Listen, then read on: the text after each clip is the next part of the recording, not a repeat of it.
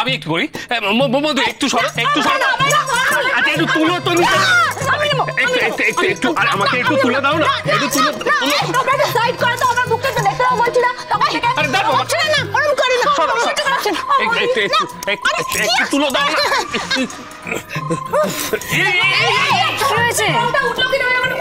কি দেখছেন? অনেক লম্বা লাইন তো, তাই।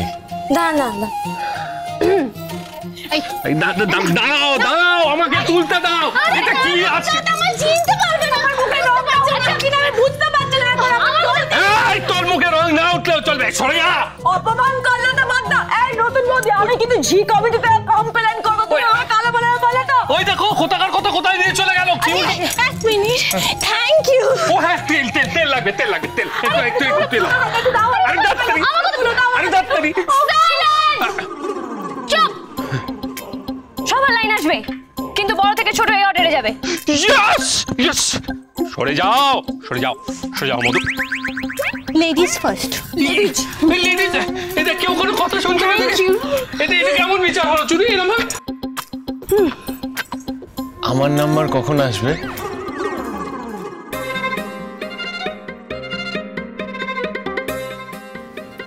আসবে না। কেন? কারণ আপনার গাল আমি পরিষ্কার করে দেবো।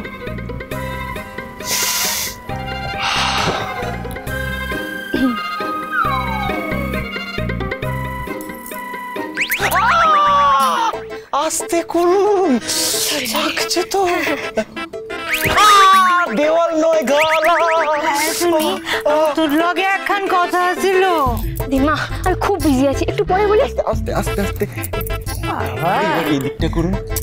বরের গাল পরিষ্কার করতে এত ব্যস্ত তুমি যে আমার দরকারি কথা শুনলে তোমার সময় নাই।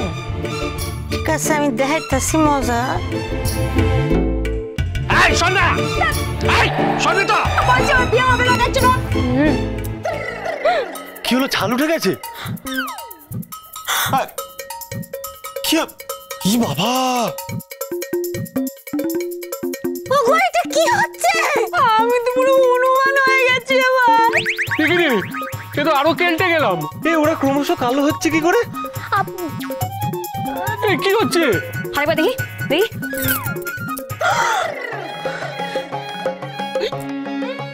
দিমা, তুমি করছো না?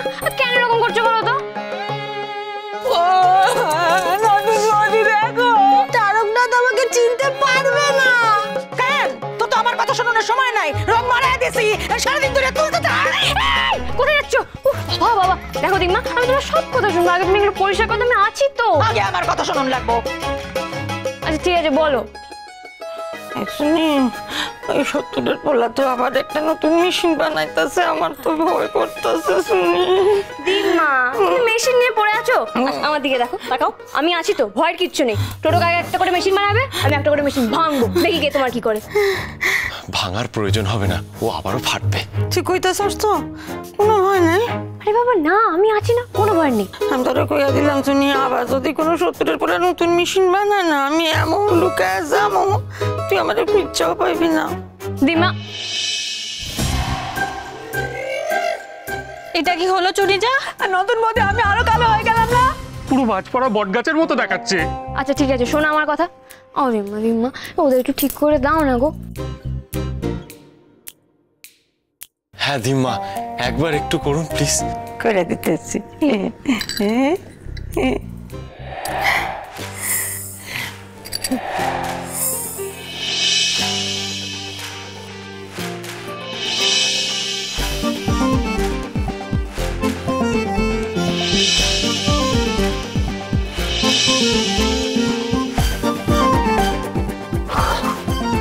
আবার আগের মতো। মুখে আর কালি নেই। এই তারানো চুলো বসে পড়েছে। তারকনাথ এবার চিনতে পারবে। চুনিজা, থ্যাংক ইউ দিমা, আমার চুলগুলো সব ঠিক হয়ে গেছে নতুন বৌদি। থ্যাংক ইউ দিমা, থ্যাংক ইউ। দিম্মা, thank you so much. Clean clear confident. মা শোনো, থ্যাংক ইউ, এতগুলো থ্যাংক ইউ।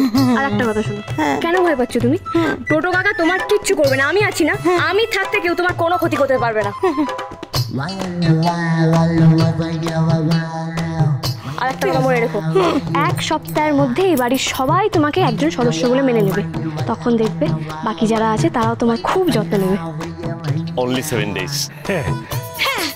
একদম। তোর কথা কেন মনে আছে? মনে থাকবে না? তুমি আমায় বলেছো আমি ভুলে যাবো? লক্ষ্মী মায়া, সোনা মায়া।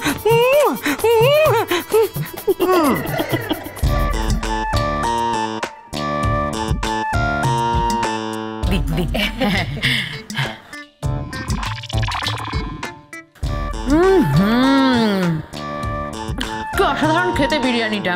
এরকম স্বাদের বিরিয়ানি না আমি কোনোদিনও খাই। আরেকটু নিন, আরেকটু নিন। আপনি 1 চামচ করে খাবেন, আমি 1 হাতা করে করে ঢেলে দেব আপনাকে। ওরে বাবা, এই নিয়ে 7 নম্বর প্যাকেট খোলা হলো। আর পুটুকেও বলিহারি যাই আহ্লাদ করে দিয়েই যাচ্ছে, আর এরাও পেটে চালান করেই যাচ্ছে। এরপর পেটটা ফেটে গেলে ভূতটা ধরবে কেমন করে কে জানে।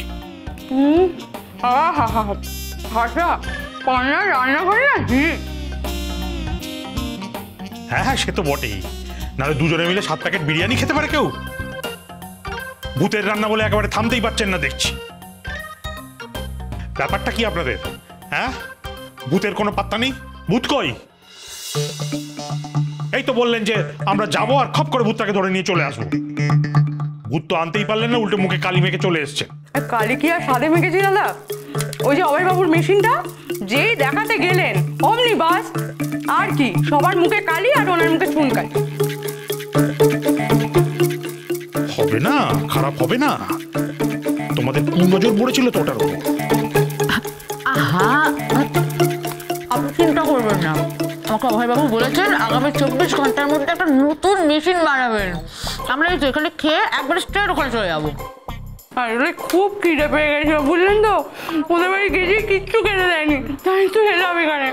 আরে কষ্ট লাগে বলো বটু। আর ওই মেশিনটা রেডি হলে একবারে ভূতটাকে খপ করে ধরে নিয়ে এখানে চলে আসবো।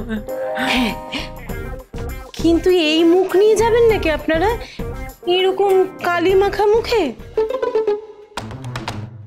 আরে না, এরকম মুখে কেউ যায়? আমরা এখান থেকে যাওয়ার সময় একটা ভালো পার্লার দেবে আর চপে স্পেশাল করে চলে যাবো। হ্যাঁ, না, সে আপনারা যেতেই পারেন পার্লারে, ফেসিয়াল করুন, জাকুজি করুন, মাথা থেকে পা পর্যন্ত পালিশ করুন, কিন্তু পার্লারের বিল কিন্তু আমি মেটাতে পারবো না। আহা ভূতু বাবু, এত চিন্তা করবেন না, আমরা ভূতের খুব কাছাকাছি আছি, শুধু খপ করে ধরে আনার অপেক্ষা। আর একবার ধরে নিয়ে আসলে আপনি এই যে আমাদের পিছনে যা খরচা করছেন তা 7 গুণ উসুল করে নিতে পারবেন, দেখবেন। এই তো আজকে রাত্রেই তো আমরা ওখানে থাকবো। আরে বাবা, তাকে ধরবেন কি করে সেটা ভেবেছেন?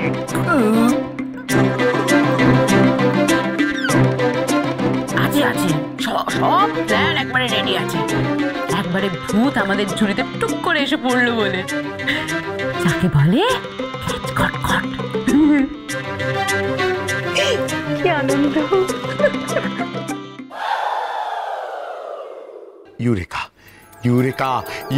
ইউরেকা বৌদি, কে কোথায় আছো? দেখো, আমি আমার যন্ত্র বানিয়ে ফেলেছি। অভয় মল্লিক কখনো মিথ্যে কথা বলে না, সে প্রমাণ করতে পারে, সে যা বলে প্রমাণ করতে। হ্যাঁ,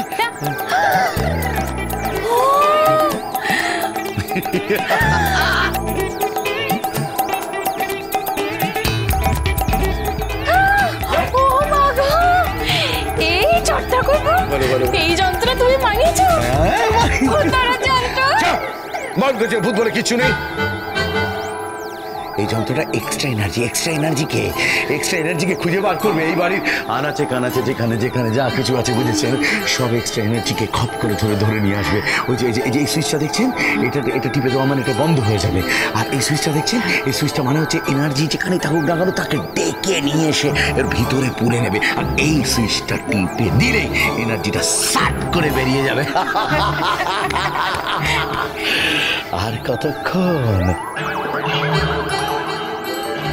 কথাই বলে না, যার নাম মুড়ি তাকেই বলে চাল ভাজা।